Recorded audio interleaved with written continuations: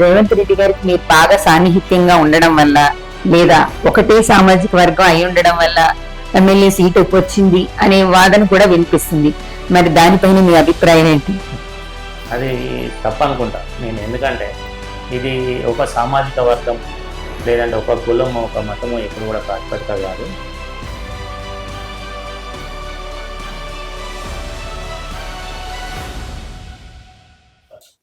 నమస్తే, welcome to our channel. నేను Vishnupriya. Jubilee hills ఉప ఎన్నికలకి తెరలేచిన సంగతి అందరికీ తెలిసిందే.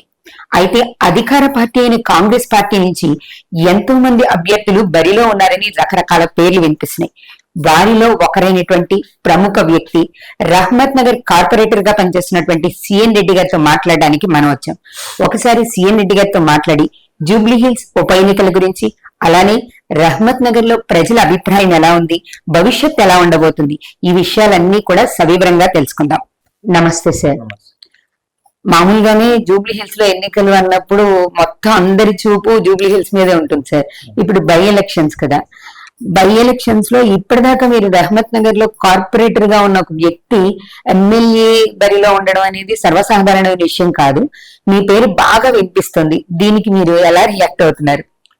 ఇప్పుడు అంటే బై ఎలక్షన్స్ అంటే గత ప్రభుత్వాలు అంటే బీఆర్ఎస్ పాలనలో బై ఎలక్షన్ అంటే ఒక పండుగలాగా ఉంది. కానీ ఇప్పుడు అది పండుగ కాదు, బై ఎలక్షన్ అంటే ఒక బాధ్యతలాగా ముందుకెళ్తున్నాం. ఎందుకంటే బై ఎలక్షన్ అనేది అంటే ఇక్కడ ఉన్న ప్రజలకు, పేద ప్రజలకు చేయని పనులు ఏమున్నాయి, గత 10 సంవత్సరాలు కాని పనులు ఏమున్నాయి, ఈ ఏరియాలో ఇంకా సమస్య అంటే ఏదైతే సమస్యలతోటి ఉన్న ప్రాంతాలు ఏమున్నాయి అంటే డ్రైనేజ్ కావచ్చు, అదేవిధంగా వాటర్ పొల్యూషన్ కావచ్చు, రోడ్లు కావచ్చు, ఇలాంటి లోకల్ పనులు ఏ పెండింగ్ ఉన్నాయి వీటిపైన వీటిపైన ముందుకెళ్తున్నాం తప్ప బై ఎలక్షన్స్ అంటే ఏదో పండుగ వాతావరణం చేసినట్లు అది కార్యకర్తలకు, పార్టీకి, అదే నాయకులకి అంటే గత బీఆర్ఎస్ పాలనలో ఆ విధంగా ఉండే. ఇక్కడ మాత్రం బాధ్యతగా ఒక పేదవాడికి ఏ విధంగా పనులు అందుబాటులో అంటే పేదవాడికి ఏ విధంగా అయితే పనిచేస్తే ఉపయోగపడుతుందో దాని మీద మేము ముందుకెళ్తున్నాం. సరే, ఇప్పుడు మీరు 10 సంవత్సరాలుగా జరగని పనులు మేము ఈ సంవత్సరంన్నర కాలంలో చేసి చూపిస్తున్నాం అనేది చెప్తున్నారు. కానీ ఇక్కడ ఒక మీకు పర్సనల్ క్వశ్చన్ సార్. మీరు చాలా సంవత్సరాలుగా బీఆర్ఎస్ లో పనిచేశారు, తర్వాత మీరు కాంగ్రెస్ కి వచ్చారు. అంటే బీఆర్ఎస్ ని వదిలిపెట్టి కాంగ్రెస్ కి సిఎన్ రెడ్డి గారు రావడానికి గల ప్రధాన కారణం ఏంటి? ఇక్కడ బీఆర్ఎస్ పాలన అంటేనే ఒక రాజరిక పాలన ఉండే. అక్కడ అంటే చక్రవర్తుల పాలన అంటే అక్కడ ఒక ప్రజాస్వామ్యం లేని సందర్భంలో ఈ ప్రభుత్వంలో ఉంటే, ఆ పార్టీలో ఉంటే ఇక ఉన్న ఒకటే లేకున్నా ఒకటే అని చెప్పేసి మేము ఆ రోజు అంటే ప్రభుత్వం ఉన్న రోజే మేము బయటికి రావడం జరిగింది. ఎందుకంటే కాంగ్రెస్ పార్టీలో ప్రజాస్వామ్యం ఎక్కువ, ప్రజలకు స్వేచ్ఛ ఎక్కువ, ప్రజల సామాన్య పౌరుడు కూడా ఒక ముఖ్యమంత్రి గారిని కలిసే అవకాశం ఎక్కువ, అదేవిధంగా మంత్రులు కావచ్చు, ఎమ్మెల్యే కావచ్చు, ప్రజలకు అందుబాటులో ఉండే విధానం కావచ్చు, అంతా కూడా ఈ కాంగ్రెస్ పార్టీతో సాధ్యమవుతుంది. కాంగ్రెస్ పార్టీతోనే అయితేనే మనకు ప్రజలకు అందుబాటులో ఉండగలుగుతాం అనేది విశ్వసించి ఆ రోజు మేము రావడం జరిగింది. అనుకున్నట్లుగానే ఇప్పుడు మీరు చూస్తున్నారు, గతంలో ముఖ్యమంత్రి చూసారు, ఇప్పుడు ముఖ్యమంత్రిని చూశారు. ఎలా ఉంది అంటే అప్పుడు గతంలో ఎప్పుడు కూడా ఫామ్ హౌస్ పరితమైన ముఖ్యమంత్రిని చూసాం, సెక్రటరియట్ రాని ముఖ్యమంత్రులను చూసాం. కానీ ఇప్పుడు ప్రజాక్షేత్రంలో ప్రజలతో ఉంటూ ప్రజల అవసరాలను తీర్చే విధంగా ముందుకెళ్తున్న ముఖ్యమంత్రి ఎవరైనా ఉన్నారంటే అది గౌరవ ముఖ్యమంత్రి రేవంత్ రెడ్డి గారికి దక్కుతుంది. ఎందుకంటే తాను అనునిత్యం అంటే ముఖ్యమంత్రి అయిన రోజు నుంచి ఇప్పటికి కూడా ఏ రోజు కూడా ఇంట్లో లేడు. అతను ప్రతిరోజు ఏదో ఒక సమస్యల పైన ఈ రాష్ట్రాన్ని ఎలా ముందుకు తీసుకెళ్ళాలి, ఎలాంటి అభివృద్ధి కార్యక్రమాలు చేస్తే ముందుకెళ్తాం, ప్రజలకు ఇంకా ఏ విధంగా చేరువగాలనే విధానంలోనే అతను ఉన్నాడు తప్ప ఎప్పుడు కూడా ఫామ్ హౌస్లు కానీ ఇలాంటిది ఎప్పుడు కూడా లేదు. మీరు అంటే ఒక డేర్ స్టెప్ తీసుకున్నారనే చెప్పచ్చు సార్. ఇది ఒక ధైర్యవంతమైన నిర్ణయం. పార్టీ అధికారంలో ఉన్నప్పుడు ఎవ్వరు ఆ పార్టీని వదిలిపెట్టరు. కానీ మీరు వదిలేసిన సందర్భం ఎలా ఉంది అంటే ఆ పార్టీ అధికారంలో ఉన్నప్పుడు పార్టీని వదిలేసి అసలు ఈ పార్టీ అధికారంలోకి వస్తుందా లేదా, ఈ పార్టీకి మనుగడ ఉందా లేదా అనే పరిస్థితుల్లో మీరు కాంగ్రెస్ లోకి వచ్చారు. అంత ధైర్యమైన నిర్ణయాన్ని తీసుకోవడానికి బలమైన కారణం ఏదన్నా ఉందా? బలమైన కారణం అదే కదా. ఇప్పుడు ఎప్పుడైతే మనకు ఒక అంశాల పైన కావచ్చు, ఒక వ్యక్తుల పైన కావచ్చు, ఒక పార్టీ పైన కావచ్చు, ఇక నమ్మకం అనేది వమ్మైనప్పుడు ఇక ఆ పార్టీలో ఉండడం కంటే లేకపోవడం అనేది ముఖ్య ఉద్దేశం. అదేవిధంగా కొంతమంది పార్టీలో ఉంటూ వేరే పార్టీకి పనిచేయడం కంటే ఒక ధైర్యంగా, ఒక నిజాయితీ కలిగిన వ్యక్తిగా ఓపెన్ గా బయటకు వచ్చి వేరే పార్టీలో వ్యతిరేకంగా చేయడం అనేది ఇంపార్టెంట్ కాబట్టి అంటే ఇది కాబట్టి నేను ఓపెన్ గానే జాయిన్ కావడం జరిగింది. జాయిన్ అయి ఓపెన్ గానే ఫైట్ చేయడం జరిగింది. కానీ ఈ విషయంలో మిమ్మల్ని అప్రిషియేట్ చేయాలి సార్. ఇప్పుడు మనకి ఉప ఎన్నికల విషయానికి వస్తే, ఇప్పుడు అధికార పార్టీ అని మీ పార్టీ నుంచే రకరకాల పేర్లు వినిపిస్తున్నాయి. నవీన్ యాదవ్ గారి పేరు వినిపిస్తుంది, అజారుద్దీన్ గారి పేరు వినిపిస్తుంది, మీ పేరు కూడా వినిపిస్తుంది. మీకు ఎమ్మెల్యే సీట్ వచ్చే అవకాశం ఉందని మీరు అనుకుంటున్నారా? వస్తే ప్రజలకు ఏం చేయబోతున్నారు? డెఫినెట్ గా, ఎందుకంటే కాంగ్రెస్ పార్టీలో ఏదైనా సాధ్యం. చాలా మంది అంటే కాంగ్రెస్ ఈవెన్ కార్పొరేటర్లు కాని వాళ్ళకు కూడా సీట్ ఇచ్చి గెలిపించుకున్న ఘనత ఈ కాంగ్రెస్ పార్టీకి ఉంది. చాలా మంది సామాన్యులను ఎమ్మెల్యేలుగా ఎంపీలుగా చేసిన ఘన చరిత్ర ఈ కాంగ్రెస్ పార్టీకి ఉంది. కాబట్టి డెఫినెట్ గా నేను ఒక కార్పొరేటర్ ఉన్న లోకల్ ఒక డివిజన్ ప్రాతినిధ్యం వహిస్తున్నా కాబట్టి డెఫినెట్ గా నాకు కూడా అవకాశం ఉండొచ్చు. అదేవిధంగా మీరన్న ఇద్దరు వ్యక్తులకు కూడా ఉండొచ్చు. కాబట్టి ఫైనల్ గా ఎవరికి అధిష్టానం నిర్ణయం ప్రకారం ఎవరికి ఇచ్చినా కూడా మేము పనిచేయడానికి సిద్ధంగా ఉన్నాం. మా అల్టిమేట్ గోల్ ఒకటే, కాంగ్రెస్ పార్టీని జూబ్లీహిల్స్ నియోజకవర్గంలో గెలిపించుకోవాలనే ఉద్దేశంతో ముందుకెళ్తాం. అంటే సార్, ఇప్పుడు మీకు కాకుండా మిగతా ఇద్దరు వ్యక్తుల్లో ఎవరికి ఇచ్చినా కూడా సీఎం రెడ్డి గారు పూర్తి మద్దతు వాళ్ళకు ప్రకటించి వాళ్ళ కోసం పనిచేస్తారా? డెఫినెట్ గా 100% చేస్తాం. మా లక్ష్యం, అంతిమ గోల్ ఈ జూబ్లీహిల్స్ నియోజకవర్గంలో కాంగ్రెస్ పార్టీని గెలిపించుకోవాలి. కాంగ్రెస్ పార్టీ జెండా ఎగిరేసే గౌరవ ముఖ్యమంత్రి వారికి ఒక గిఫ్ట్ గా ఇవ్వాలి. ఎందుకంటే రానున్న రోజుల్లో ఇంకా చాలా అవకాశాలు ఉన్నాయి ఇక్కడ పార్టీలో. సో డెఫినెట్ గా పార్టీ అంతిమ లక్ష్యం, అంతిమ విజయం కోసం పాటుపడతాం తప్ప ఏదో అంటే వ్యక్తి ప్రయోజనం ఇంపార్టెంట్ కాదు ఇక్కడ. ఒకవేళ వాళ్ళకు వస్తే వాళ్ళు కూడా మీకు వస్తే వాళ్ళు కూడా మీకు అంతే సపోర్ట్ చేస్తారా? డెఫినెట్ గా ఇస్తారు.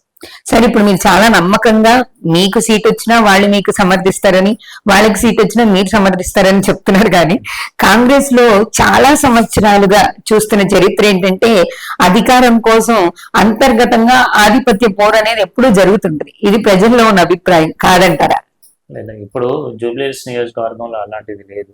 ఏదన్నా ఉంటే కింది స్థాయిలో అక్కడిక్కడ ఉండొచ్చు, నేను కాదన్నాను. కానీ ఇక్కడ మాత్రం అల్టిమేట్ గా మాకు అంటే ఇక్కడ మా ముగ్గురులో కావచ్చు, అదేవిధంగా జూబ్లీహిల్స్ నియోజకవర్గంలో కావచ్చు, డెఫినెట్ గా కాంగ్రెస్ కార్యకర్తలు, కాంగ్రెస్ నాయకత్వం 100% గెలవాలనే ఉద్దేశంతో ముందుకెళ్తున్న సందర్భం. అందరూ కలిసికట్టుగా పనిచేస్తున్నారు. ఏదైనా అంతర్గతంగా చిన్న చిన్న ఇది ఉన్నా కూడా మేము కలిసికట్టుగా కూర్చొని మాట్లాడుకొని సమస్యను పరిష్కరించుకొని ముందుకెళ్తాం తప్ప అలాంటి అంతర్గత అది ఫ్రీడమ్. అంటే కాంగ్రెస్ పార్టీలో ఉన్న ఒక మంచి ఇది ఉంది కాబట్టి డెఫినెట్గా అక్కడక్కడ సమస్యలు ఉంటాయి, వాటిని కూడా అంటే క్లియర్ చేసుకొని ముందుకెళ్తారు. అయితే ఇక్కడ మీరు ముఖ్యంగా చెప్పాల్సిన విషయం ఏంటంటే సార్, మీకు సీట్ ఇస్తే రేవంత్ రెడ్డి గారికి మీరు బాగా సాన్నిహిత్యంగా ఉండడం వల్ల, లేదా ఒకటే సామాజిక వర్గం అయి ఉండడం వల్ల ఎమ్మెల్యే సీట్ వచ్చింది అనే వాదన కూడా వినిపిస్తుంది. మరి దానిపైన మీ అభిప్రాయం ఏంటి? అది తప్పనుకుంటా నేను. ఎందుకంటే ఇది ఒక సామాజిక వర్గము లేదంటే ఒక కులము, ఒక మతము ఎప్పుడు కూడా ప్రాతిపదిక కాదు.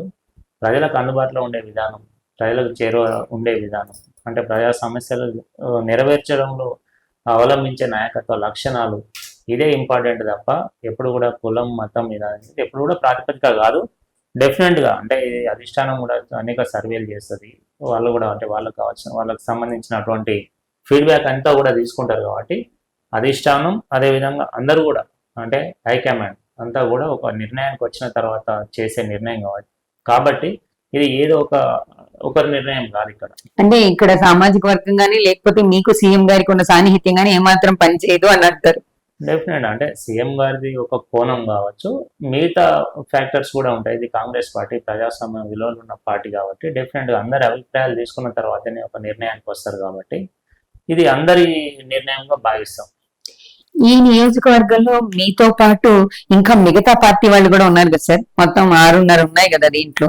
ఇప్పుడు మిమ్మల్ని బీఆర్ఎస్ ని బలమైన ప్రతిపక్షంగా బీఆర్ఎస్ ఉంది. బీఆర్ఎస్ తో పాటు ఇంకా బీజేపీ గాని ఎంఐఎం గాని పోటీ చేసే అవకాశం ఉందా? ఎంఐఎం కి కాంగ్రెస్ కి సాన్నిహిత్యం ఉంది కాబట్టి ఇప్పుడు వాళ్ళు పోటీ చేస్తారనుకుంటున్నారా, చెయ్యరనుకుంటున్నారా? ఇప్పుడు మీరు అన్నట్లుగా బీఆర్ఎస్ కానీ బీజేపీ కానీ గట్టి పోటీ ఎక్కడా లేదు. ఎందుకంటే గతంలో చూసినట్లయితే, ఇప్పుడు చూసుకున్నట్లయితే చాలా వరకు అంటే ఈ జూబ్లీహిల్స్ నియోజకవర్గ అభివృద్ధి విషయంలో కావచ్చు, సంక్షేమ ఫలాలు అందించే విషయంలో కావచ్చు, చాలా వరకు గత ప్రభుత్వానికి ఈ ప్రభుత్వానికి తేడా ఉంది. ఎందుకంటే గత 10 సంవత్సరాల కాలంలో చేయని పనులు, రేషన్ కార్డుల పంపిణీ కావచ్చు, సన్నబియ్యం కావచ్చు, ఉచిత బస్సు ప్రయాణం మహిళలకు కావచ్చు, ఇలాంటి అనేక కార్యక్రమాలు చేసి ఒక పేద ప్రజలకు దగ్గరైన పార్టీ ఏదైనా ఉందంటే కాంగ్రెస్ పార్టీ. సో డెఫినెట్గా కాంగ్రెస్ పార్టీకి ఎవరితోటి పోటీ లేదు ఈ ఎలక్షన్లలో. డెఫినెట్ గా Congress party one side win కాబోతుంది. క్యాండిడేట్ ఎవరైనా సరే మళ్ళీ అధికార పక్షం ఇక్కడ ఎమ్మెల్యే సీట్ అయితే సొంతం చేసుకుంటుంది అనేది సిఎన్ రెడ్డి గారి అభిప్రాయం. Yes. కానీ ఒక విషయం చెప్పండి సార్, ఇప్పుడు అది సానుభూతి పరంగా వాళ్ళు ఒక వ్యక్తిని కోల్పోయారు కాబట్టి ఆ కుటుంబం నుంచి మాగంటి గోపీనాథ్ గారిని కోల్పోయిన తర్వాత వచ్చిన సానుభూతి పరంగా ఓట్లు పడే అవకాశం లేదా, వాళ్ళు గెలిచే అవకాశం లేదంటారా? ప్రజల్లో సానుభూతి ఉంటుంది కదా ఎప్పటికీ. ఇక్కడ నేను సానుభూతి అయితే ఉంటుందని అనుకోను. ఎందుకంటే ప్రభుత్వం కాంగ్రెస్ ప్రభుత్వం పార్టీ అంటే అధికారంలో ఉన్న పార్టీ కాంగ్రెస్ పార్టీ కాబట్టి డెఫినెట్ గా ప్రజలు ఏం చూస్తారంటే అభివృద్ధి కోరుకుంటారు, ప్రజలకు కావాల్సిన అవసరాలను తీర్చే పార్టీని కోరుకుంటారు, ప్రజలకు అవసరాలను తీర్చే నాయకుడిని కోరుకుంటారు తప్ప వారికి సానుభూతితో ఒరిగేది ఏం లేదు. అలా అని చెప్పేసి ఆ నాయకుడు, మీరు అంటున్న నాయకుడు ఏదో పీజేఆర్ కాదు, పీజేఆర్ లాంటి నాయకత్వ లక్షణాలు లేవు. సో డెఫినెట్గా అంటే అతను ఉన్న వరకు అతని పరిధి వరకు చేశాడు, అది ఓకే. ఇప్పుడు అతను ఇదయ్యారు కాబట్టి మనం ఎక్కువ మాట్లాడకూడదు. సో డెఫినెట్గా అంటే ప్రజలకు కావాల్సింది ఏంటంటే ఈ యొక్క ప్రాంతం యొక్క అభివృద్ధి, వారి అవసరాలను తీర్చే నాయకుడు, వారి అవసరాలను తీర్చే పార్టీ కావాలని కోరుకుంటారు తప్ప వీళ్ళే సానుభూతిగా చేస్తే వాళ్ళకు ఒరిగేది ఏముండదని నేను భావిస్తున్నాను. ఇప్పుడు వాళ్ళైతే ఎంతవరకు చేశారనేది పక్కకు పెట్టేస్తే, మీరు కార్పొరేటర్ గా రహమత్ నగర్ ప్రజలకి ఇప్పటిదాకా ఏం చేశారు? మరి బీఆర్ఎస్ ప్రభుత్వం చేయలేదు అని మీరు చెప్తున్నారు కదా, ఆ చెయ్యని కార్యక్రమాలు ఏంటి, మీరు చేసిన కార్యక్రమాలు ఏంటి? డెఫినెట్ గా బీఆర్ఎస్ పాలనలో దాదాపు 10 సంవత్సరాల నుండి అంటే కాని పనులు రేమన్ నగర్ డివిజన్ లో చేస్తున్నాం కూడా. ఫంక్షన్ హాల్ పనులు కావచ్చు, అదేవిధంగా రేమన్ నగర్ జంక్షన్ ఇంప్రూవ్మెంట్ సంబంధించి దశాబ్దాల కాలం నుండి పెండింగ్ లో ఉన్న పనులు ఇప్పుడు టేక్ ఓవర్ చేసి ఈ ప్రభుత్వం ఏర్పడిన తర్వాత వాళ్ళకి అమౌంట్లు పెండింగ్ లో ఉన్న అమౌంట్లు పే చేయడం కావచ్చు, చెల్లించడం కావచ్చు, ఈ జంక్షన్ ఇంప్రూవ్మెంట్ పనులు కావచ్చు, అదేవిధంగా ఇతరత్ర అంటే ఇక్కడ ఉన్న స్థానిక సమస్యలు, గ్రౌండ్ కావచ్చు, లేదంటే కమిటీ హాల్స్ కావచ్చు, సివరేజ్ పనులు కావచ్చు, ఇంటర్నల్ రోడ్స్ కావచ్చు, వీటన్నింటికి కూడా ఇప్పుడు నిధులు శాంక్షన్ చేయించుకోవడం జరిగింది. 1.5 yearలోనే చేసిన పనులు ఎక్కువ ఉన్నాయి ఇక్కడ. సో ఈ విధంగా చూసుకున్నట్లయితే అదేవిధంగా సంక్షేమ పథకాలు, ఇక్కడ ఉండే ప్రజలు పేద ప్రజలు ఎక్కువ ఉంటారు కాబట్టి సంక్షేమంగా అమలు చేసే కార్యక్రమాల్లో రేషన్ కార్డుల పంపిణీ కావచ్చు, వాళ్ళకి ఇచ్చే సన్నబియ్యం కావచ్చు. రేషన్ కార్డుల పంపిణీ దాదాపు 10 సంవత్సరాల నుండి కానీ రేషన్ కార్డులు ఇక్కడ ఉన్న పేదలకు ఇప్పుడు దాదాపుగా 90% కంప్లీట్ చేయడం జరిగింది. ఇంకెవరికైనా రేషన్ కార్డు రాని వాళ్ళు ఉన్నా కూడా అప్లై చేసుకున్నట్లయితే వాళ్ళకి దాదాపు అంటే 10-15 రోజుల్లో రేషన్ కార్డు ఇచ్చే విధంగా మేము ఏర్పాట్లు చేస్తున్నాం. ఈ విధంగా మీరు సంక్షేమం కావచ్చు, అభివృద్ధి కావచ్చు, రెండు ఏది తీసుకున్నా కూడా ఈ ప్రభుత్వంలోనే సాధ్యమవుతుంది, కాంగ్రెస్ ప్రభుత్వంలోనే సాధ్యం అవుతుంది అంటారు. కార్పొరేటర్ గా ప్రజలకి చాలా దగ్గరగా ఉంటారు కదా సార్, కానీ ఒక ఎమ్మెల్యే అయిన తర్వాత కొంచెం ప్రజలకి కాస్త దూరం అయ్యే అవకాశం ఉంది కదా, ఇది ప్రజలు దృష్టిలో పెట్టుకోరంటారా? అంటే సిఎన్ రెడ్డి గారు కార్పొరేటర్ గా ఉన్నప్పటికంటే ఎమ్మెల్యేగా అయితే దూరం అయిపోతారేమో, సమస్యలు చెప్పుకోలేమేమో అనే భావన ప్రజల్లో లేదా? అది తప్పు. ఎప్పుడైనా కూడా లీడర్ అనేవాడు డెఫినెట్ గా ప్రజలతో ఉన్నప్పుడే లీడర్ మనగడ ఉంటుంది. ఎప్పుడైతే ప్రజలకు దూరం అవుతారో అతని పదవులకు కూడా దూరం అవుతారు. అది కార్పొరేటర్ కావచ్చు, ఎమ్మెల్యే పదవి కావచ్చు, ఇంకొక పదవి కావచ్చు. ఏ పదవి ఉన్నా కూడా ప్రజలకు దగ్గర ఉన్నప్పుడే ఆ పదవికి అన్ని తెచ్చిన వాళ్ళు అవుతారు. ఆ పదవికి నెక్స్ట్ ఇంకొక స్టెప్ ఎదగడానికి కావచ్చు, రాజకీయ జీవితంలో కొనసాగడం కావచ్చు, ఇవన్నీ కూడా ఎంత ప్రజలకు దగ్గర ఉంటే అంత పదవులు ఎక్కువ వస్తాయి, ఎంత ప్రజలకు దూరం వస్తే అంత పదవులకు దూరం అవుతారు. ప్రతిపక్షం వాళ్ళు ఒక మాట చెప్పారు సార్, ఖచ్చితంగా జూబ్లీ హిల్స్ లో బై ఎలక్షన్స్ పెట్టినా కూడా ఆ సీట్ మాదే. దీంతో ఈ సంవత్సరంన్నర కాలంలో, దాదాపు 2 సంవత్సరాల కాలంలో వీళ్ళ పరిపాలన ఎలా ఉంది అనేది ప్రజలు సమాధానం చెప్పడానికి సిద్ధంగా ఉన్నారు అనేది వాళ్ళ స్టేట్మెంట్. దానికి మీరేం చెప్పబోతున్నారు? నేను కూడా ప్రజాక్షేత్రంలోకి వెళ్ళినప్పుడు తెలుస్తుంది. అది అంటే ప్రజలే ఓటేస్తారు కదా, ప్రజలు సమాధానం చెప్పేదే కదా. సో డెఫినెట్ గా జూబ్లీ హిల్స్ ప్రజలు ఒక నిర్ణయంతో వచ్చారు. ఆ నిర్ణయం అనేది డెఫినెట్ గా వెలిపిస్తుంది. ఎప్పుడైనా అంటే ప్రజాక్షేత్రంలో ప్రజలు ఏది కోరుకుంటేనే అదే అవుతుంది కాబట్టి ఆ ప్రజలు ఓటు ద్వారానే సమాధానం చెప్తారు. ఆ ఓటు ద్వారానే బీఆర్ఎస్ పార్టీకి బుద్ధి చెప్తారు. ఎందుకంటే బీఆర్ఎస్ పార్టీ అంటే ఒక 20 నెలలు గడిచినప్పటికి కూడా ఆ రాజరిక పాలన నుండి ఇంకా బయటపడట్లేదు. వాళ్ళు ప్రభుత్వం నడిపినట్టే ఫీల్ అవుతున్నారు. ఇంకా ఈ ప్రజాస్వామ్యంలో ఇంకా రాజరిక పాలన కొనసాగిద్దామని వాళ్ళు పార్టీకలుగా అంటున్నారు. ప్రభుత్వం పోయినా కూడా, ప్రభుత్వం పడిపోయినా కూడా వాళ్ళు ఇప్పటికి కూడా ప్రభుత్వం ఉన్న భ్రమలోనే వాళ్ళు గడుపుతున్నారు. కాబట్టి బీఆర్ఎస్ పార్టీకి జూబ్లీ హిల్స్ ఎలక్షన్ లో మళ్ళొకసారి చేదు అనుభవం ఎదురైన తర్వాత కూడా బుద్ధి వస్తుంది, మనం చూస్తాం.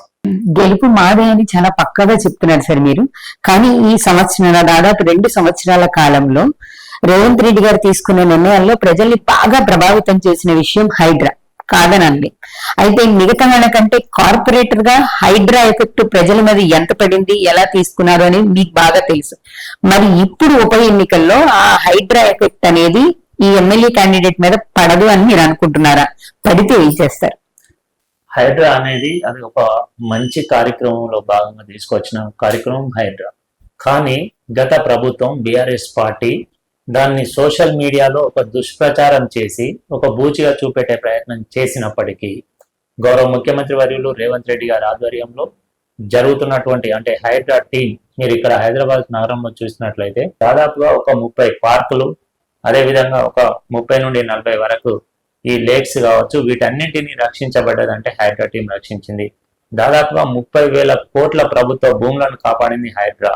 ఎందుకంటే గతంలో ఏదైతే పార్కులు కావచ్చు, అదేవిధంగా ప్రభుత్వ స్థలాలు కావచ్చు, అదేవిధంగా చెరువులు కావచ్చు, నాలాలను కావచ్చు, వీటన్నింటినీ ఆక్రమించుకున్న ప్రదేశాలను ఆక్రమించుకున్న స్థలాలను మళ్ళీ తిరిగి ప్రభుత్వంకి అప్పగించిన సమస్య ఏదైనా ఉందంటే అది హైడ్రాకే దక్కుతుంది.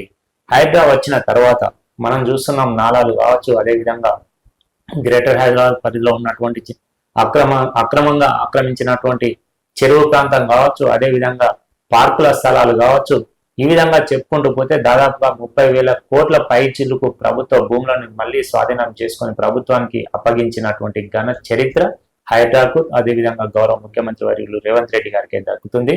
అదేవిధంగా రానున్న రోజుల్లో ఈ గ్రేటర్ హైదరాబాద్ పరిధిలో ఉన్నటువంటి చెరువులు కావచ్చు, పార్కులు కావచ్చు, లేక్స్ కావచ్చు, అదేవిధంగా ఇతరత్ర అంటే కబ్జాలకు గురవుతున్నటువంటి నాలాలు కావచ్చు, వీటన్నిటిని పరిరక్షించే విధంగా హైడ్రా తన వంతు బాధ్యతను తీసుకుంది. కాబట్టి ఇప్పుడు మీరు చూస్తున్న గతంలో చేసిన ప్రభుత్వం దుష్ప్రచారం చేసింది. యాక్చువల్ అంటే హైడ్రా అంటే ఒక పడగొట్టడం కాదు, ఈ సిటీని ఈ యొక్క ప్రజలకు నిర్మాణాత్మకంగా ఉండే విధంగా తీసుకొచ్చే ఒక నిర్మాణాత్మకమైనటువంటి వ్యవస్థ హైడ్రా. హైడ్రా అంటే విరవగొట్టడం కాదు, హైడ్రా అంటే నిర్మాణం అనే విధంగా హైడ్రా పనిచేస్తుంది.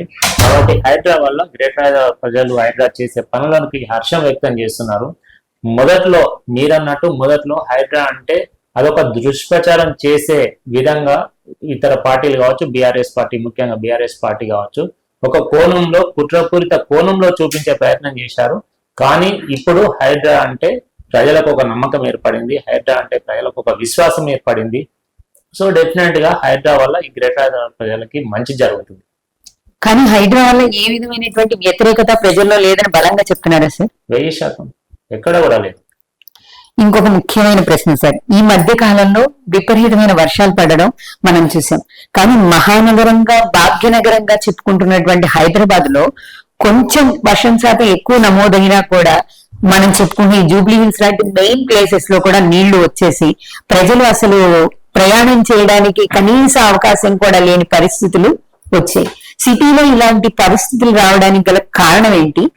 ఇలాంటి పరిస్థితులు మళ్ళీ పునరావృతం కాకుండా ఒక కార్పొరేటర్ గా మీరు తీసుకోబోతున్న చర్యలు, భవిష్యత్తులో ఎమ్మెల్యే అయితే మీరు ఏం చర్యలు తీసుకోవాలనుకుంటున్నారు? ఈ గ్రేటర్ హైదరాబాద్ పరిధిలో కావచ్చు, అదేవిధంగా డివిజన్ల వారిగా, నియోజకవర్గాల వారిగా ఎక్కడ కూడా అంటే ఈ సమస్యాత్మకమైన ప్రాంతాలు అంటే వర్షం తక్కువ సమయంలో ఎక్కువగా వర్షపాతం నమోదైనప్పుడు సహజంగానే వాటర్ ఫ్లో ఎక్కువ ఉంటుంది. గతంలో ఈ నాలాల ఆక్రమణ కావచ్చు, గత ప్రభుత్వం ఇచ్చినటువంటి పర్మిషన్లు కావచ్చు, అదే విధంగా నాలాల ఆక్రమణపై ఏదైతే ఇష్టం ఉన్నట్లు దౌర్జన్యంగా నాలాలు ఆక్రమించుకొని ఎప్పుడైతే కట్టడాలు చేపట్టారో వాటిపైన ఒక పకడ్బందీ వ్యవస్థ లేనప్పుడు, గతంలో లేదు కాబట్టి నాలాలు మరీ ఇరుకుగా కావడం, ఇది అంతా కూడా వాటర్ అనేది రోడ్లపై రావడానికి ఇవన్నీ ఒక కారణాలు. కాబట్టి ఇప్పుడు హైదరాబాద్ వచ్చిన తర్వాత ఈ ఇరుకు నాలాలు ఎక్కడైతే నాలాలు ఆక్రమణకు గురైనాయో వాటన్నింటిపైన చర్యలు తీసుకుంటూ మళ్ళీ ఆక్రమిత ప్రాంతాన్ని అంతా కూడా ఇది స్వాధీనం చేసుకుంటూ నాలాల వెడల్పు పెంచే ప్రయత్నంలో హైడ్రా టీం వర్క్ చేస్తుంది. అదేవిధంగా గతంలో వర్షాలు పడ్డప్పుడు ఇక్కడ క్షేత్రస్థాయిలో ఎప్పుడు కూడా ఒక ముఖ్యమంత్రి స్థాయి వ్యక్తి ఎప్పుడు కూడా ప్రజాక్షేత్రంలోకి వచ్చి పరిశీలించిన సందర్భాలు ఎప్పుడూ లేవు. గతంలో మన ముఖ్యమంత్రి అందరిలో కూడా చెన్నారెడ్డి తర్వాత, గౌరవ స్వర్గీయ ముఖ్యమంత్రి వర్యులు చెన్నారెడ్డి గారి తర్వాత ఈ ప్రజాక్షేత్రంలో వర్షాలు పడ్డ సందర్భంలో వర్షాల ఎఫెక్టెడ్ ఏరియాకు వచ్చి పరిశీలించిన ముఖ్యమంత్రిగా మరి ఒక రికార్డు సృష్టించడం జరిగింది గౌరవ ముఖ్యమంత్రి వర్యులు రేవంత్ రెడ్డి గారు. గతంలో చూసాం మనం అమీర్పేట కావచ్చు, బల్కంపేట కావచ్చు, ఇతరత్ర ప్రదేశాల్లో తానే స్వయంగా వెళ్ళి సమస్యాత్మక ప్రదేశాలను తానే విజిట్ చేయడం జరిగింది. ఈ విధంగా అంటే హైడ్రా, అదేవిధంగా ప్రభుత్వ వ్యవస్థ, ప్రభుత్వ యంత్రాంగం అన్నింటినీ కూడా అదే జిహెచ్ఎంసీ కావచ్చు, అదేవిధంగా అన్ని యంత్రాంగాలన్నీ ఒక కోఆర్డినేషన్ తో తీసుకెళ్తూ ఈ గ్రేటర్ హైదరాబాద్ పట్టణానికి ఉన్నటువంటి ఒక గొప్ప పేరు ఏదైతే ఉందో దాన్ని ముందుకు తీసుకెళ్లడానికి గౌరవ ముఖ్యమంత్రి వర్యులు ఆ ఒక ప్రణాళికబద్ధంగా ముందుకెళ్లడం జరుగుతుంది. ఇప్పుడు హైడ్రా గురించి అయితే ప్రజలకు ఒక అవగాహన వచ్చిందని బలంగా నమ్ముతున్నాను కదా సార్. నెక్స్ట్ మనం ఈ బై ఎలక్షన్స్ గురించి మాట్లాడుకుంటే, బై ఎలక్షన్స్ లో మీరు గెలిస్తే ప్రజలకి ఏం చేయబోతున్నారు మా ఛానల్ ద్వారా ఒకసారి తెలియజేస్తారు. డెఫినెట్ గా, ఎందుకంటే జూబ్లీహిల్స్ అంటే పేరుకే జూబ్లీహిల్స్. ఇక్కడ జూబ్లీహిల్స్ లో చాలా మంది పేద ప్రజలు ఉంటారు కాబట్టి ఇక్కడ ఉన్న స్లమ్ ఏరియా ఎక్కువ ఉంది కాబట్టి ఇప్పటికి కూడా ఇంకా 10-20 సంవత్సరాలు గడుస్తున్నా కూడా స్లమ్ముల్లో పర్ఫెక్ట్ గా అంటే డ్రైనేజ్ సిస్టమ్ సరిగా లేకపోవడం, అదేవిధంగా పొల్యూషన్ వాటర్ రావడం, అదేవిధంగా ఇంకా కూడా వాటర్ సమస్య అక్కడక్కడ కొన్ని అంటే లోతట్టు ప్రాంతాల్లో ఓకే కానీ కొంచెం హైట్ ఉన్న ప్రాంతాల్లో వాటర్ సమస్య ఏర్పడడం, ఇలాంటి అనేక సమస్యలు ఉన్నాయి. గతంలో ఉన్న కమిటీ హాల్స్ రిపేర్ కావచ్చు, కొత్త కమిటీ హాల్స్ నిర్మించుకోవడం కావచ్చు, అదేవిధంగా నియోజకవర్గంలో ఉన్నటువంటి రోడ్ల మరమ్మతులు కావచ్చు, ఇలా కనీస అవసరాలను తీర్చే మౌలిక సదుపాయాలు కల్పించడంలో ఉన్నటువంటి సమస్యలు కావచ్చు, వీటన్నింటిని కూడా పరిష్కరించే విధంగా ముందుకెళ్లాల్సిన అవసరం ఉంది. అదేవిధంగా జూబ్లీహిల్స్ నియోజకవర్గంలో మహిళలకు ఒక 50% మహిళలు కూడా ఉన్నారు. ఈ మహిళలకి ఎక్కువ పేద మహిళలు ఉన్నారు కాబట్టి వాళ్ళకి ఒక స్కిల్ డెవలప్మెంట్ సెంటర్ కావాలని చెప్పేసి కోరడం జరుగుతుంది. ఎందుకంటే ఆర్థికంగా వాళ్ళు స్వావలంబన సాధించినప్పుడే వారి యొక్క కుటుంబం కావచ్చు, ఈ సమాజం కావచ్చు, ఈ నియోజకవర్గం బాగుపడే విధంగా ముందుకెళ్ళగలుగుతారు. కాబట్టి డెఫినెట్గా మహిళలు ఆర్థిక స్వావలంబన సాధించాలనేది కాంగ్రెస్ పార్టీ లక్ష్యం. 1,00,00,000 మందిని కోటీశ్వరులను చేయాలనేది కాంగ్రెస్ పార్టీ లక్ష్యం. కాబట్టి అందులో భాగంగా ఒక స్కిల్ డెవలప్మెంట్ సెంటర్ ప్రత్యేకంగా మహిళలకు కేటాయిస్తే బాగుంటుందని చెప్పేసి కోరడం జరుగుతుంది. అదేవిధంగా అక్కడక్కడ అవకాశాలు ఉన్న చోట వృద్ధులకు అంటే పెద్దవారికి ఒక డే కేర్ సెంటర్లు, డివిజన్ల వారిగా డే కేర్ సెంటర్లు ఏర్పాటు చేసినట్లయితే పెద్దవాళ్ళకి అంటే సీనియర్ సిటిజన్స్కి ఉపయోగకరంగా ఉంటుంది. ఇక్కడ డివిజన్లలో ఎక్కడికక్కడ డివిజన్లో అందుబాటులో ఉన్న చోట డే కేర్ సెంటర్ ఏర్పాటు చేసినట్లయితే సీనియర్ సిటిజన్ డే కేర్ సెంటర్గా అవి కూడా చాలా అందుబాటులో ఉంటే బాగుంటుంది. కాబట్టి వాటిని కూడా చేయాలని చెప్పేసి కోరడం జరుగుతుంది. ఇట్లా ఈ నియోజకవర్గంలో ఉన్న సమస్యల గురించి, అదేవిధంగా చేయాల్సిన పనుల గురించి ఒక అవగాహన ఉన్న వ్యక్తిగా ముందుకెళ్ళడం జరుగుతుంది. అదేవిధంగా నియోజకవర్గంలో చాలా వరకు సమస్యలు అంటే డివిజన్ల వారిగా తీసుకున్నట్లయితే ఎర్రగడ్డ డివిజన్లో చేపట్టాల్సిన నటరాజ్ నగర్ రోడ్ వైండింగ్ కావచ్చు, అదేవిధంగా రహమత్ నగర్ రోడ్ జంక్షన్ కావచ్చు, అదేవిధంగా బోరబండ నుండి సున్నం చెరువు మీదుగా హైటెక్ సిటీకి వెళ్ళే రహదారి వెడల్పు కార్యక్రమం కావచ్చు, అదేవిధంగా ఇంటర్నల్ డివిజన్ అక్కడక్కడ ఉన్న రోడ్ల సమస్య, ఇవన్నిటికి కూడా పరిష్కారం తీసే విధంగా ముందుకెళ్లాల్సిన అవసరం ఉంది. కాబట్టి ఈ పనులన్నీ కూడా కాంగ్రెస్ పార్టీ ఆధ్వర్యంలోనే జరుగుతాయి. కాబట్టి కాంగ్రెస్ ప్రభుత్వంలోనే సాధ్యమవుతుంది. కాబట్టి డెఫినెట్గా ఈ యొక్క ప్రజలను కోరుతుంటాం మీ ద్వారా. ఎందుకంటే కాంగ్రెస్ పార్టీని ఆదరించినప్పుడే ఈ పనులన్నీ చేసుకోగలుగుతాం. కాబట్టి ఆదరించాలని మీ ద్వారా కోరుతున్నాం. సార్, ఇప్పుడు బీజేపీ, ఇందాక మీరు ప్రతిపక్షమైన బీఆర్ఎస్ గురించి మాట్లాడారు. బీజేపీ కూడా రాష్ట్రంలోనూ ముఖ్యంగా హైదరాబాద్ మహానగరంలో వాళ్ళ ఉనికిని చాటుకునే ప్రయత్నం చేశారు. కొంతవరకు సక్సెస్ అయ్యారని అనుకోవచ్చు. ఇప్పుడు వాళ్ళు మీకు ఏ రకమైన పోటీ అని మీరు అనుకుంటున్నారు? ఇప్పుడు బీజేపీ అనేది ఎక్కడ కూడా పోటీ కాదు జూబ్లీహిల్స్ నియోజకవర్గంలో. ఎందుకంటే బీజేపీ ప్రభుత్వం తరపున అంటే కేంద్ర ప్రభుత్వం ఇక్కడ అంటే ఈ కాన్స్టిట్యున్సీలో కూడా ఇక్కడ కూడా స్థానిక ఎంపీ గారు ఉన్నప్పటికీ కూడా వారి నిధులు తీసుకొచ్చింది గుండు సున్నా. జూబ్లీహిల్స్ నియోజకవర్గంలో బీజేపీ నిధులు అంటే బీజేపీ ఎంపీ నిధుల కింద చేసిన అభివృద్ధి 0. కాబట్టి ఇక్కడ ప్రజలకు తెలుసు అంటే బీజేపీ ప్రభుత్వంలో ఒక ఎంపీ, కేంద్ర ప్రభుత్వంలో ఉన్న ఎంపీ, కేంద్ర మినిస్టర్ గారు ఉన్నప్పటికీ కూడా ఏం పనులు చేయలేకపోయారు. జూబ్లీహిల్స్ నియోజకవర్గంలో మేమే అడుగుతున్నాం, అసలు జూబ్లీహిల్స్ నియోజకవర్గంలో ఎంపీగా ఉండి గత సంవత్సరంన్నర నుండి ఏం పనులు చేశారని చెప్పేసి మేము అడుగుతున్నాం. ఇప్పటికి కూడా బీజేపీ ప్రభుత్వం కావచ్చు, కేంద్ర ప్రభుత్వం నుండి కావచ్చు, గౌరవ మంత్రివర్యులు కిషన్ రెడ్డి గారు కావచ్చు, ఇక్కడ చేసింది 0. కాబట్టి వాళ్ళు మీకు ఏ రకంగానూ పోటీ అని మీరు భావించట్లేదు.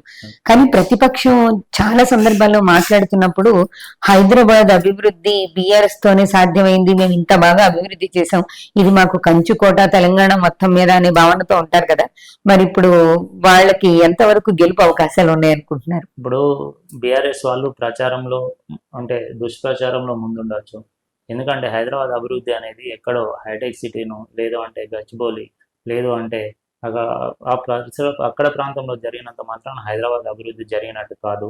ఎందుకంటే నిజంగా పేదల బస్తీలో ఒక పేదల ఎక్కడైతే నివసిస్తారో అక్కడ నుండి డెవలప్మెంట్ జరిగినట్టు మనం ఎంతో అంటే ఎంత పెద్ద పెద్ద బిల్డింగ్లు కట్టి ఇది చేసినంత మాత్రాన హైదరాబాద్ డెవలప్ అయినట్టు కాదు.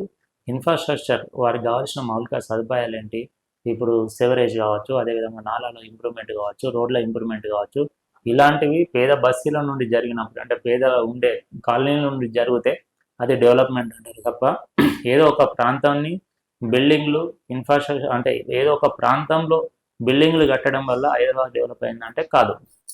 ఎందుకంటే మనమే చూస్తున్నాం, ఇప్పుడు ఇక్కడ ఉన్న రేవంత్ నగర్ కావచ్చు, వెంగళరావు డివిజన్లో ఉన్న మజీద్గడ్డ కావచ్చు, ఎర్రగడ్డ కావచ్చు, బోరబండ కావచ్చు, ఇలాంటి డివిజన్లో ఎక్కడ అభివృద్ధి జరిగింది మనం గ్రౌండ్ లెవెల్కి వెళ్తే తెలుస్తుంది. అదే అని చెప్పేసి మనం ఎక్కడో మోకిళ్ళ అటు సైడ్ వెళ్ళి అక్కడ చూసేదానికి దీనికి అభివృద్ధి అంటే కాదు.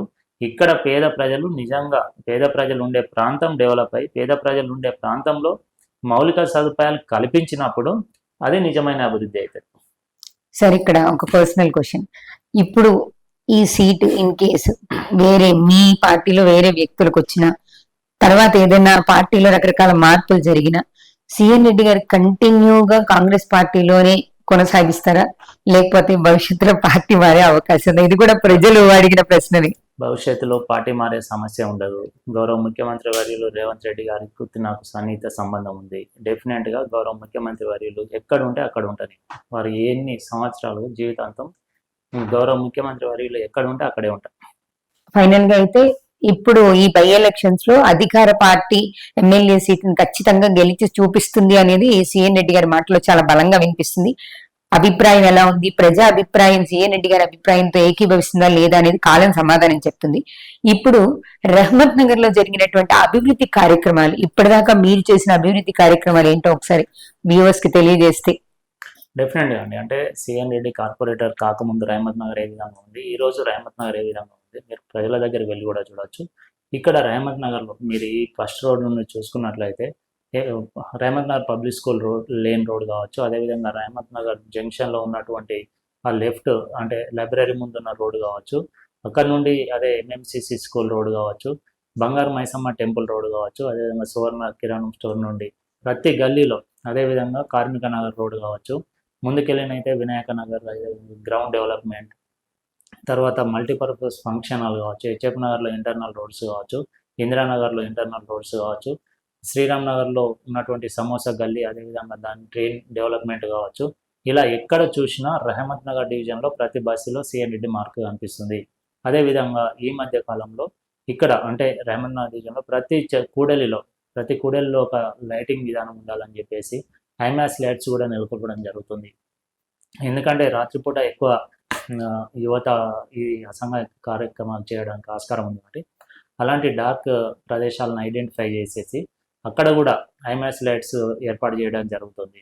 అదేవిధంగా రహమత్ నగర్ డివిజన్లో అంటే ఇక్కడ గతంలో ఉన్న దానికంటే ఇప్పుడు తీసుకునే అంటే ఈ నిమ్స్మి రోడ్ కావచ్చు, నిమ్స్మి ఉన్న గతంలో ఆ గోడలన్నీ పడిపోయిన విధంగా ఉండే నిమ్స్మి డైరెక్టర్ గారిని కోరి అక్కడ కూడా 10 కోట్లతో ఆ గ్రౌండ్ చుట్టూ కూడా కాంపౌండ్ వాల్స్ నిర్మించడం, ఫెన్సింగ్ వేయించడం, ఇదన్నీ కూడా మా హయాంలో చేసినామని చెప్పుకోవడానికి గర్వపడుతున్నాం. అదేవిధంగా నా హయాంలో దాదాపుగా 36 లక్షల వ్యయంతో ఒక మోడల్ అంగన్వాడీ సిఎస్ఆర్ ఫండ్స్ కింద మోడల్ అంగన్వాడీ నెలకొల్పడం జరిగింది. అదే గ్రేటర్ హైదరాబాద్ పరిధిలో మొట్టమొదటి అంగన్వాడీ సెంటర్ మా నియోజకవర్గం మా డివిజన్లో ఏర్పాటు చేయడం జరిగింది. అదేవిధంగా అనేక అంగన్వాడీ సెంటర్స్కి మౌలిక సదుపాయాలు కల్పించడం జరిగింది సిఎస్ఆర్ ఫండ్స్ కింద. ఈ విధంగా తీసుకున్న అదేవిధంగా ఈ నియోజకవర్గంలో ఈ సంక్షేమ ఈ కార్యక్రమాలతో పాటు బతుకమ్మ కావచ్చు, అదేవిధంగా రంజాన్ కావచ్చు, క్రిస్మస్ కావచ్చు, ఇలాంటి పండుగలు, అదేవిధంగా శ్రీరామనవమి కావచ్చు, ఇలాంటి పండుగలను కూడా పెద్ద ఎత్తున నిర్వహించిన ఘన చరిత్ర ఈ రహమత్ నగర్ డివిజన్కే ఉంది. కాబట్టి ఇలాంటి అనేక కార్యక్రమాలు అంటే ఒక అభివృద్ధి కార్యక్రమాలే కాకుండా ఇలాంటి ఫెస్టివల్కి సంబంధించిన సామాజిక కార్యక్రమాలు కూడా మేము రహమత్ నగర్ డివిజన్ ఒక కేర్ ఆఫ్ అడ్రస్గా చేశాం. కాబట్టి ఇవన్నీ ప్రజల్లో బలంగా ఉన్నాయి. ఓకే సార్, ఇప్పుడు మీరు చెప్పిన రహమత్ నగర్ లో సిఎన్ రెడ్డి గారు చేసిన అభివృద్ధి కార్యక్రమాల గురించి చెప్పారు కాబట్టి మేము వాటిని కూడా లైవ్ లో మీకు చూపించే ప్రయత్నం చేస్తాం. ఇప్పుడు అవి కూడా ఒకసారి చూద్దాం. Thank you sir, thank you very much.